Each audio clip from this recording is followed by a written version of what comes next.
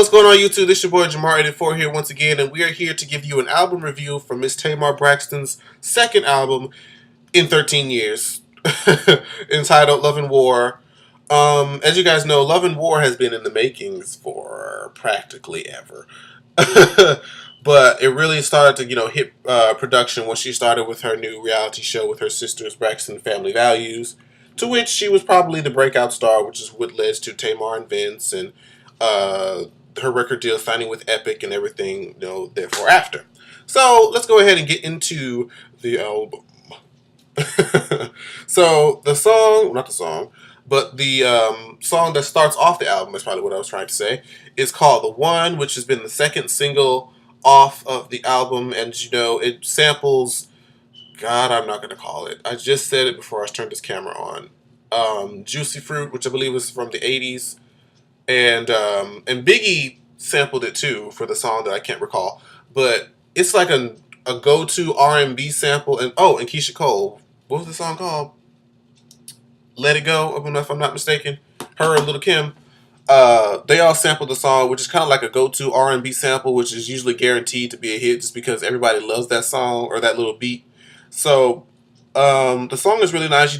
It's pretty much as with the whole album in a sense. The whole album is pretty much a love letter, or like uh, an ode to her and Vince's relationship or her marriage. So, he's pretty much saying, you're the only one that I want. You know who you are, and I don't want anybody else but you.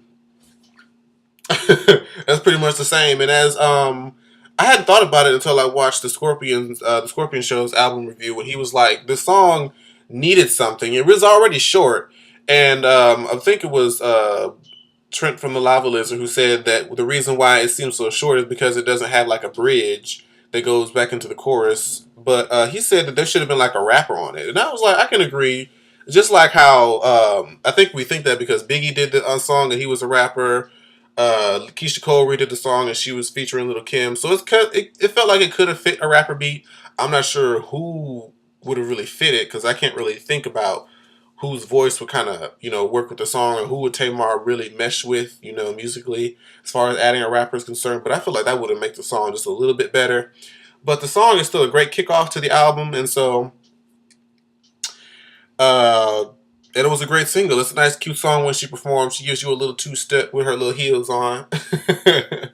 So anyways, that's The One. We skip over into Tiptoe. Now, see, if you never heard Tiptoe, and if you're just listening, you groove into The One, they got the little sway, hey. Then the next thing you know, that beat from Tiptoe comes in, it's like, boom. You do not be ready for it. This is the real hard-hitting beat for that chorus, and so... But Tiptoe is another little short-ish song. How long is Tiptoe? Because I know it ain't really all that long. I know it's shorter than 3 minutes, if I'm not mistaken. Yeah, 2 minutes and 56 seconds. Tiptoe is pretty much just like a song about, which I'm not, but this is probably the only song which I feel like, as far as subject matter, doesn't fit the rest of the album. But it's like, talking about some guy tiptoe into her apartment and she don't want nobody to know. As Tamar, considering who you are, I that's not the best message for you in particular. I don't know about that, but it's pretty much talking about, we don't want nobody to figure out our secret. Tiptoe, you got to be out of here by tomorrow, by in the morning. So I'm like, as far as the song and the beat, it's great.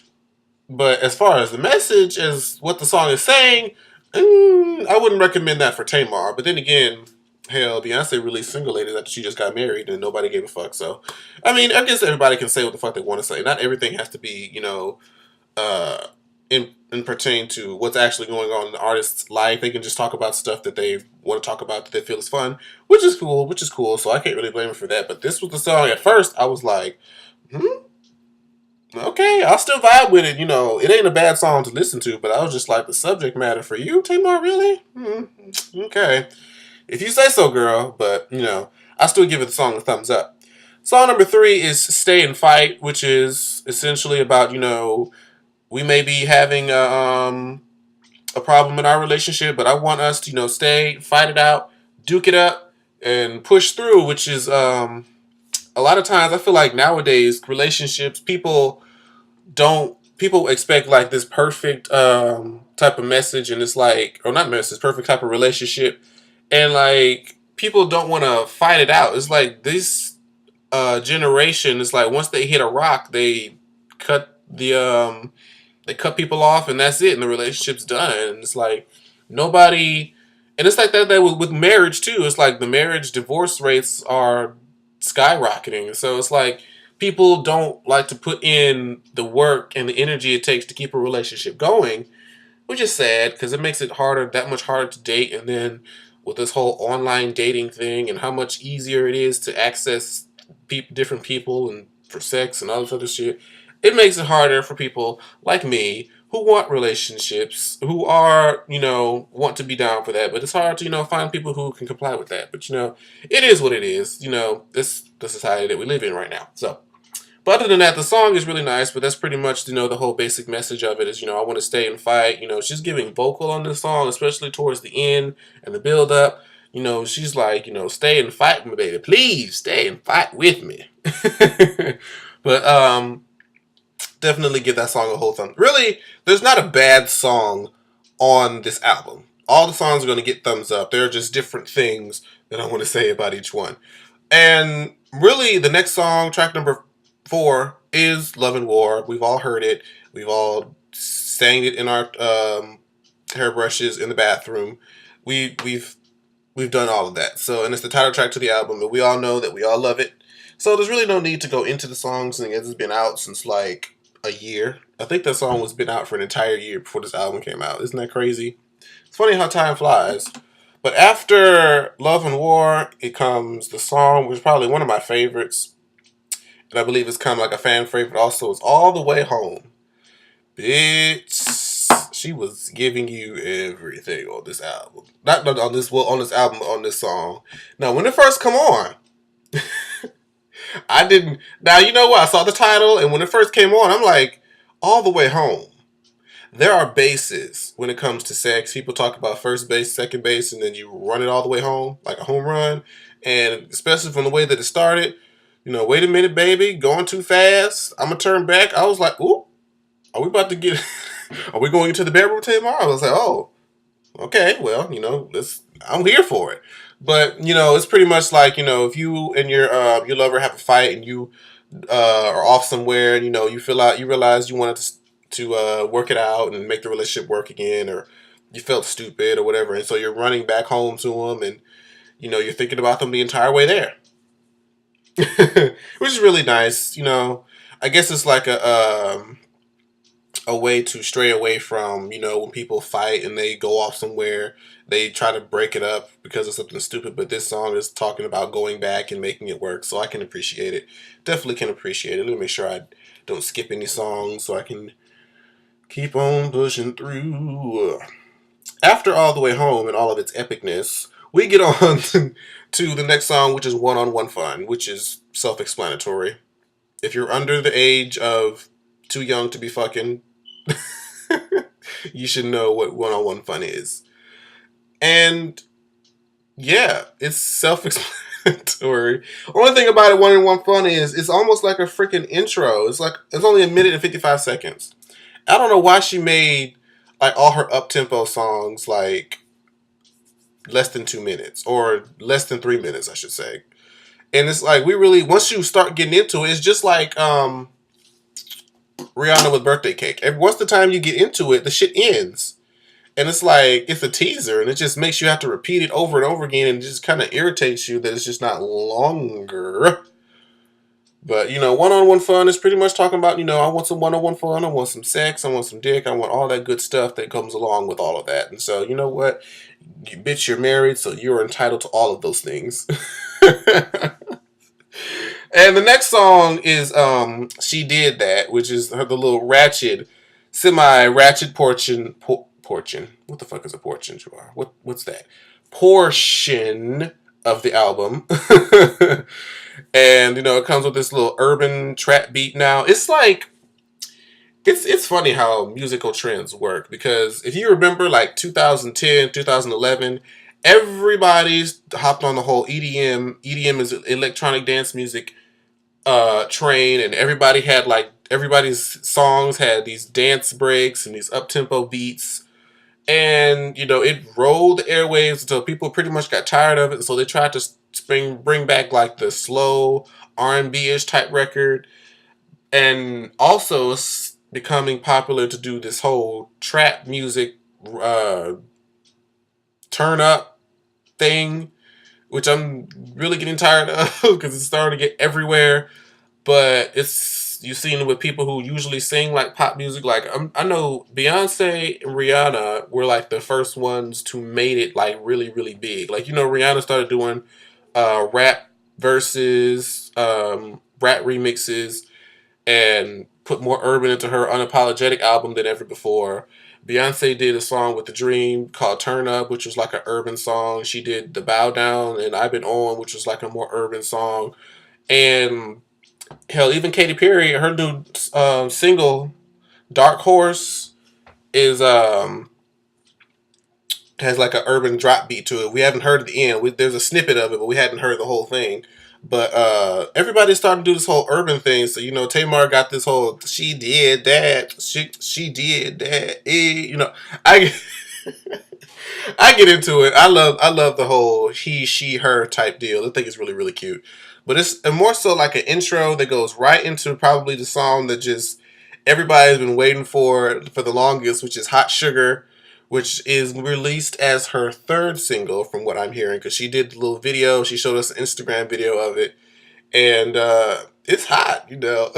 Some people don't like it because they don't like the whole pop like and drop it Tamar. They like the ballads and the love song Tamar.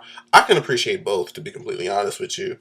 And whenever I'm just in the mood for the song, it's just hot. Like, pop it, pop it, pop it. Ah. I love the song. I can't wait to see the entire video. So you did that. You did that, Miss Tamar. Yes, you did do that. The next song. Hallelujah. Hold on. Let me get a quick praise break, y'all. Let me get a quick praise break. It's Pieces. Bitch. Pieces is probably one of my favorite songs lyrically and just voice wise, because I just be feeling her. I know what the fuck you are talking about, bitch. I don't want a piece of you. I want all of you. If you're not willing to give me all of you, I don't want just your pieces. Mm. Amen. Yes, God. That song, I believe, like anybody who's ever gotten into a bad relationship where they felt unappreciated will really feel this song. I want a video. I want performances. I want everything from this song, Tamar. Don't you dare let this song go to waste. Ugh. That's a hot ass song. Every time I think about songs, really great songs being put to waste, I just think about half the damn album that Brandy did for 211 that just went to shit, and she just let it be so amazing only for the people who actually got the album. But Lord, we won't go there. Next song is Where It Hurts. Where It Hurts is cute, but the only thing about it, and which has been unanimous among people who review this, is that Where It Hurts is forgettable. It's pretty much just talking about, I know that your past relationship, this woman, I know that she hurt you. Let me know where it is that she hurt you. I kiss it to make it better. Which is pretty much, the essence of the song. Just show me where it hurts and I'll be the woman to kind of take care of your pain.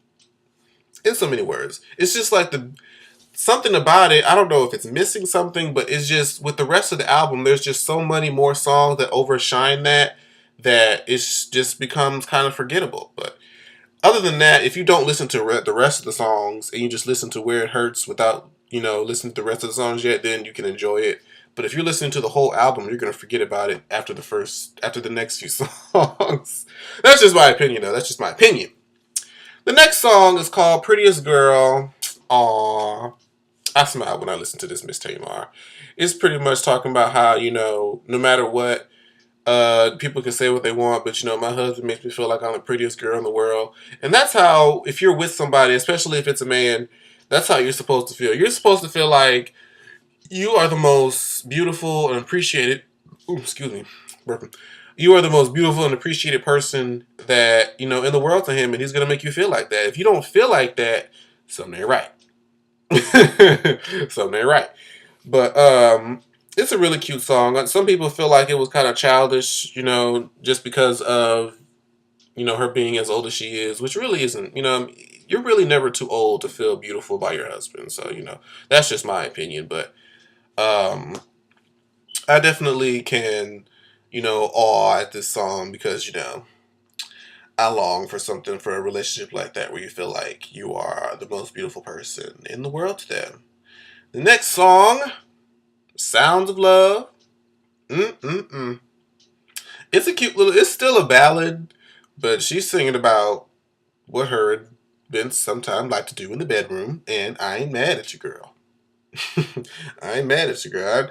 For some reason, I, I feel uncomfortable thinking about Tamar being sexual. I don't know why. It makes me feel like, I guess she feels like a sister. It's like when you think about your sister having sex, you're like, you know, I don't know why. I don't know what it is about her that just makes me just want to think about her, singing her ass off or just being silly. It's just like her being sexual just doesn't. It feels weird to me, but you know what? It's still cool. The song still definitely cool. The only thing about it is that the song sounds like it's not synced with the lyrics. And I think somebody else, because I watched a lot of reviews on it, and once I listen back to it, I kind of see what they were talking about. It's like her lyrics, the way when she's singing, is faster than the actual beat itself. They don't seem like they're in sync, at least to me. But other than that, it's still definitely easy to listen to. I definitely recommend it still, no matter what. The next song is White Candle. Yes, God. And I know this is Ashley's song. Ashley, if you're watching this, I feel you, bitch. This is my shit. This is my shit.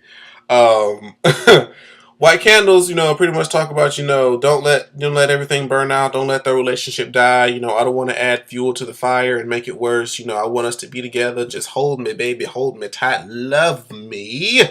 Which is the essence of White Candle is. She is singing on this song, y'all. Like, Tamara was just giving you vocal upon vocal on this album. And I heard that she ended up busting two blood vessels in her vocal cords either during the make of this album or just recently before a performance or whichever. But that just shows you that this bitch is giving you her all. And it's portrayed on this CD, which is amazing. Definitely love it. White Candle makes you just get all up in your feelings, like Miss Ashley probably is not right now watching this. Hey, boo. And it just makes you think about, this relationship and whoever it is that you think about in your mind. And you're like, I don't want to let this shit die. After you listen to White Candle, you're going to want to text that person and just say, oh, I'm sorry, baby. Take me back. Take me back. So, and here we go to the last song, which is called Thank You, Lord. Yes, yes, God. And she's pretty much like, I need you in my life. I wouldn't be nothing without you. All that I had is because of you, Lord. Yes, yes, yes. Which is something I'm sure that any other Christian like myself can appreciate because Lord knows, even just recently, this whole new apartment thing, the Lord. My new job, the Lord. Everything that I have is the Lord. It's just, I wouldn't have anything. I wouldn't even have you guys. You guys don't have to sit and watch me, but you do. And I thank the Lord for that all the time. Like, just because I just passed over 1,000 subscribers is freaking amazing to me. People actually find me interesting to watch. I love y'all. Y'all my heart. Y'all right here. Y'all right here. But yes, I definitely can appreciate, songs. She has to throw some gospel in there because that's her roots. But that's the end of the album, you guys. The album is great. You could play it all the way through. Songs that I believe should be singles that aren't already singles. I want to see if I don't know if all the way home is a Buzz single or not. I'm gonna need you to work that out, Miss Tamar. I'm gonna need you to make a video. I'm gonna need to perform. I'm gonna need all of that. Hot Sugar's already a single. Pieces needs to be a single with not no motherfucking questions asked. And I could see you performing White Candle. And when you go on tour, I think, I agree with Kevin and the Scorpion Show, you should end the show with "Thank You, Lord." Yes, let everybody leave off with some Jesus. Yes, God. But anyways, that's going to be the end of this particular album review. The next album I'll be reviewing is Miss Ariana Grande's "For Yours Truly." So make sure you guys stay tuned for that. And I'll see you guys in the next video. Bye bye.